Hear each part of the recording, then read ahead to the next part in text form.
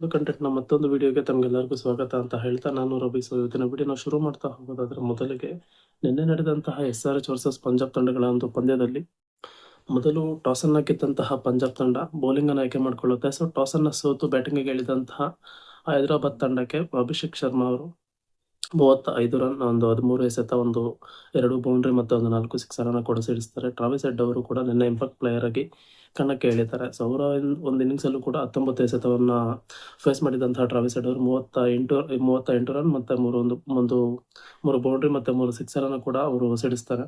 So ಅದಾದ್ಮೇಲೆ ಎಸೆತ ಮತ್ತೊಂದು 55 ರನ್ ಮತ್ತೊಂದು 2 ಬೌಂಡ್ರಿ ಮತ್ತೊಂದು 4 ಸಿಕ್ಸರ್ನ ಕೂಡ ಅವರು ಕೂಡ ಸಿಡಿಸ್ತಾರೆ. ಸೊ ಅದಾದ್ಮೇಲೆ ಹೆನ್ರಿ ಕ್ಲಾಸನ್ ಅವರು ಕೂಡ ಒಂದು 69 ರನ್ ಮತ್ತೊಂದು 43 ಎಸೆತ ಮತ್ತೆ ಒಂದು 3 ಬೌಂಡ್ರಿ ಮತ್ತೆ 4 ಸಿಕ್ಸರ್ಗಳನ್ನು ಕೂಡ ಸಿಡಿಸ್ತಾರೆ. ಸೊ ಅದಾದ್ಮೇಲೆ ಫೈನಲ್ ಟಚ್ ಅನ್ನೋ ರೀತಿಯಲ್ಲಿ ನಿನ್ನೆ ಒಂದು ಪ್ರಿವ್ಯೂ ವಿಡಿಯೋದಲ್ಲಿ ಮಾತಾಡಿದ್ದೆ ನಾನು. ಅನಿಕೇತ್ ವರ್ಮಾ ಅವರ ಬದಲಿಗೆ ರೆಡ್ಡಿ ಅವರು ಕೂಡ ನಿನ್ನೆ ಅವರು ಒಂದು ಇಂಪ್ಯಾಕ್ಟ್ಫುಲ್ ಇನ್ನಿಂಗ್ಸ್ ಅನ್ನು ಕೂಡ ಅವರು ಆಡ್ತಾರೆ. ಕೇವಲ ಒಂದು 13 ಎಸೆತಗಳಲ್ಲಿ ಆಲ್ಮೋಸ್ಟ್ ಒಂದು 220 ಸ್ಟ್ರೈಕ್ ರೇಟ್ ಅಲ್ಲಿ 29 ರನ್ ಮತ್ತು ಒಂದು 2 ಬೌಂಡ್ರಿ ಮತ್ತು 2 ಸಿಕ್ಸರ್ಗಳನ್ನು ಕೂಡ ಸಿಡಿಸ್ತಾರೆ. ಸೊ ಇದಾದ್ಮೇಲೆ ನಿನ್ನೆ ಹೈದರಾಬಾದ್ ತಂಡ ಆಲ್ಮೋಸ್ಟ್ ಒಂದು 4 ವಿಕೆಟ್ ನ ಕಳ್ಕೊಂಡು 20 ಓವರ್ಗಳ ಅಂತ್ಯಕ್ಕೆ ಒಂದು 235 ರನ್ಗಳ ಒಂದು ಬಿಗ್ ಸ್ಕೋರ್ ಅನ್ನ ಕಲೆ ಹಾಕುತ್ತೆ. ಸೊ ಒಂದು ಕಡೆ ಹೈದರಾಬಾದ್ ತಂಡಕ್ಕೆ ಈ ಒಂದು ಪಿಚ್ ಅಲ್ಲಿ ಈ ಇಷ್ಟು ಅಂದ್ರೆ ಸ್ವಲ್ಪ ಸ್ಕೋರ್ ಸ್ವಲ್ಪ ಕಮ್ಮಿ ಆಯ್ತಾ ಅಂತ ಅನಿಸ್ತು. ಸೊ ಮತ್ತೊಂದು ಕಡೆ ಪಂದ್ಯನ ನೋಡ್ತಾ ಇರ್ಬೇಕಾದ್ರೆ ನನ್ಗನ್ಸಿದ್ದು ಈ ಒಂದು ಸ್ಕೋರ್ ಅನ್ನ ಪಂಜಾಬ್ ತಂಡ ಚೇಸ್ ಮಾಡುತ್ತಾ ಅಂತ. ಏನಕ್ಕಂದ್ರೆ ಸತತ ಒಂದು 2 ಪಂದ್ಯಗಳನ್ನ ಸೋತಿದ್ದಂತ ಪಂಜಾಬ್ ತಂಡಕ್ಕೆ ನಿನ್ನೆ ಮ್ಯಾಚ್ ಅನ್ನ ಆಡ್ತಾ ಇರ್ಬೇಕಾದ್ರೆ ಯಾರ ಒಂದು ಮುಖದಲ್ಲೂ ಕೂಡ ಅಟ್ಲೀಸ್ಟ್ ಯಾವುದೇ ರೀತಿಯ ಒಂದು ಮಂದಹಾಸ ಆಗ್ಬೋದು, ಅಟ್ಲೀಸ್ಟ್ ಒಂದು ಖುಷಿ ನನಗೇನು ಅಷ್ಟೊಂದು ಕಾಣಿಸಿಲ್ಲ. ಸೊ ಎಲ್ಲ ಒಂಥರ ಸ್ವಲ್ಪ ಟೆನ್ಷನ್ ಇದ್ದ. ಸೊ ನಿನ್ನೆ ಪ್ರಿವ್ಯೂ ವಿಡಿಯೋದಲ್ಲಿ ಇನ್ನೊಂದು ಮಾತಾಡಿದ್ದೆ ನಾನು. ನಿನ್ನೆ ನಮನ್ದೀರ್ ಅವರ ಬದಲಾಗಿ ಅಟ್ಲೀಸ್ಟ್ ಇವತ್ತಿನ ಪಂದ್ಯದಲ್ಲಿ ಶಶಾಂಕ್ ಸಿಂಗ್ ಅವರನ್ನ ಆಡಿಸ್ಬೋದಾ ಅಂತ ಒಂದು ಪ್ರಿವ್ಯೂ ವಿಡಿಯೋದಲ್ಲಿ ಮಾತಾಡಿದ್ದೆ. ಸೊ ಅವರ ಬದಲಾಗಿ ಅಂದ್ರೆ ನಮನ್ದೀರ್ ಅವರ ಬದಲಾಗಿ ಅವರನ್ನ ಕೂಡ ಆಡಿಸ್ತಾರೆ ನಿನ್ನೆ. ಸೊ ಅವರು ಕೂಡ ಒಂದು 2 ಕ್ಯಾಚ್ ಅನ್ನ ಡ್ರಾಪ್ ಮಾಡ್ತಾರೆ. ಚಹಲ್ ಅವರ ಒಂದು ಸತತ ಒಂದು 2 ಓವರಲ್ಲಿ 2 ಕ್ಯಾಚ್ ಅನ್ನ ಡ್ರಾಪ್ ಮಾಡ್ತಾರೆ ಶಶಾಂಕ್ ಸಿಂಗ್ ಅವರು. ಸೊ ಕೊಹ್ಲಿ ಅವರು ಕೂಡ ಒಂದು ಕ್ಯಾಚ್ ಅನ್ನ ಡ್ರಾಪ್ ಮಾಡ್ತಾರೆ. ಸೊ ಒಂದು ಮಾತಿದೆ, ಕ್ಯಾಚಸ್ ವಿನ್ ಮ್ಯಾಚಸ್ ಅಂತ. ಸೊ ಒಂದು 3 ಕ್ಯಾಚ್ಗಳನ್ನ ಡ್ರಾಪ್ ಮಾಡಿದ್ದು ಪಂಜಾಬ್ ತಂಡಕ್ಕೆ ಒಂದು ಮುಳುಗಡೆ ಆಯ್ತಾ ಅನ್ನೋದನ್ನ ನೋಡ್ತಾ ಹೋಗೋದಾದ್ರೆ, ಸೊ 236 ರನ್ಗಳ ಒಂದು ಈ ಸೀರೀಸ್ ಅಲ್ಲಿ ಆಲ್ಮೋಸ್ಟ್ ಒಂದು ಬಿಗ್ ಸ್ಕೋರ್ ನ ಅಂದ್ರೆ ನಾವು ನೋಡಿದ್ವಿ. ಡೆಲ್ಲಿ ತಂಡದ ವಿರುದ್ಧ ಕೂಡ ಪಂಜಾಬ್ ತಂಡ ಯಾವ ರೀತಿಯ ಒಂದು 265 ರನ್ಗಳ ಒಂದು ಬಿಗ್ ಟಾರ್ಗೆಟ್ ಅನ್ನ ಚೇಸ್ ಮಾಡಿ ಗೆದ್ದಿತ್ತು ಅಂತ.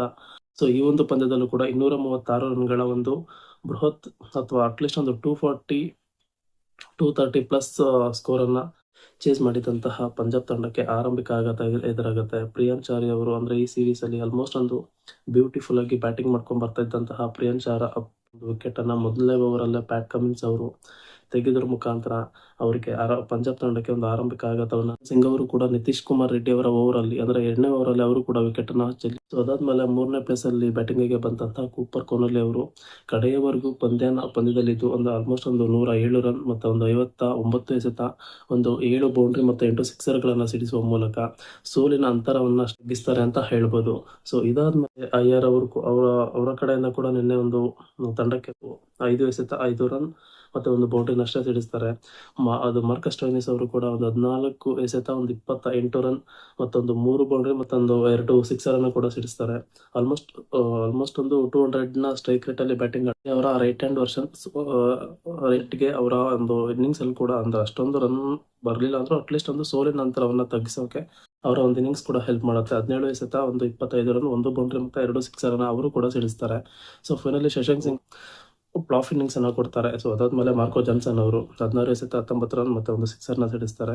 ಸೊ ಫೈನಲಿ 7 ವಿಕೆಟ್ ನ ಕಳ್ಕೊಂಡು ಪಂಜಾಬ್ ತಂಡ ಕೇವಲ 20 ಓವರ್ಗಳ ಅಂತ್ಯಕ್ಕೆ ಒಂದು 202 ರನ್ಗಳನ್ನ ಗಳಿಸಿ ಪಂಜಾಬ್ ತಂಡ 33 ರನ್ಗಳ ಒಂದು ಸೋಲನ್ನು ಅನುಭವಿಸ್ತಾರೆ. ಸೊ ಈ ಮೂಲಕ ಪಂಜಾಬ್ ತಂಡಕ್ಕೆ ಈ ಒಂದು ಸೀಸನ್ ಅಲ್ಲಿ ಆಲ್ಮೋಸ್ಟ್ ಒಂದು ಬ್ಯಾಕ್ ಟು ಬ್ಯಾಕ್ ಹ್ಯಾಟ್ರಿಕ್ ಸೋಲನ್ನ ಕಾಣುವ ಮೂಲಕ ಪಾಯಿಂಟ್ಸ್ ಟೇಬಲ್ ಅಲ್ಲಿ 2ನೇ ಪ್ಲೇಸ್ಗೆ ಕುಸಿತ ಕಂಡಿದೆ. RCB ತಂಡ 3ನೇ ಪ್ಲೇಸ್ ಅಲ್ಲಿ ಇದ್ರೆ ಹೈದರಾಬಾದ್ ತಂಡ ಟಾಪ್ ಅಲ್ಲಿ ಇದ್ದಾರೆ.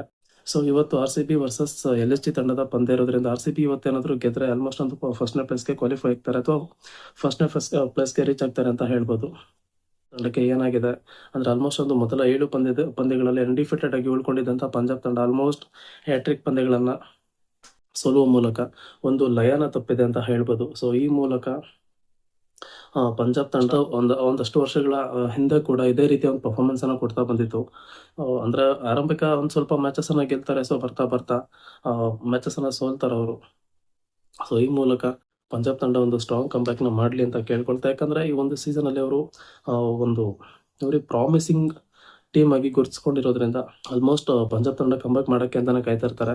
ಸೊ ನೋಡೋಣ, ಅಟ್ಲೀಸ್ಟ್ ನೆಕ್ಸ್ಟ್ ಉಳಿದಿರುವಂತಹ 4 ಪಂದ್ಯಗಳಲ್ಲಿ ಪಂಜಾಬ್ ತಂಡಕ್ಕೆ ಬೇಕಿರೋದು ಕೇವಲ 2 ಜಯ. ಸೊ ನಿನ್ನೆ ಏನಾದ್ರು ಪಂಜಾಬ್ ತಂಡ ಮ್ಯಾಚ್ ಅನ್ನ ಗೆದ್ದಿದ್ರೆ ಅಟ್ಲೀಸ್ಟ್ ಕ್ವಾಲಿಫೈ ಆಗ್ತಾರೆ ಅಂತ ಅನ್ಕೊಂಡಿದ್ದೆ. ಅಟ್ಲೀಸ್ಟ್ ಇಲ್ಲ ಅಂದಿದ್ರೆ ಗೆದ್ದಿದ್ರೆ ಟಾಪ್ ಪ್ಲೇಸ್ ಅಲ್ಲೇ ಕಂಟಿನ್ಯೂ ಆಗ್ತಾರೆ ಅಂತ ಅನ್ಕೊಂಡಿದ್ದೆ. ಸೊ ಈ ಮೂಲಕ ನನ್ನ ಇವತ್ತಿನ ವಿಡಿಯೋನ ಇಲ್ಲೇ ಮುಗಿಸ್ತಾ ಇದ್ದೀನಿ. ದಿನಕ್ಕೊಂದು ಕಂಟೆಂಟ್ನ ಯೂಟ್ಯೂಬ್ ಚಾನಲ್ನ ಯಾರೆಲ್ಲ ಸಬ್ಸ್ಕ್ರೈಬ್ ಮಾಡ್ಕೊಂಡಿಲ್ವಾ ಅಥವಾ ಯಾರೆಲ್ಲ ನನ್ನ ಒಂದು ಅಕೌಂಟನ್ನು ಫಾಲೋ ಮಾಡ್ತಾ ಇಲ್ಲ, ದಯವಿಟ್ಟು ಫಾಲೋ ಮಾಡ್ಕೊಳ್ಳಿ ಅಂತ ಕೇಳ್ತಾ ಮತ್ತೊಂದು ವಿಡಿಯೋದಲ್ಲಿ ಮತ್ತೆ ಸಿಗೋಣ. ನಮಸ್ಕಾರ, ಅಲ್ಲಿವರೆಗೂ ಬಾಯ್.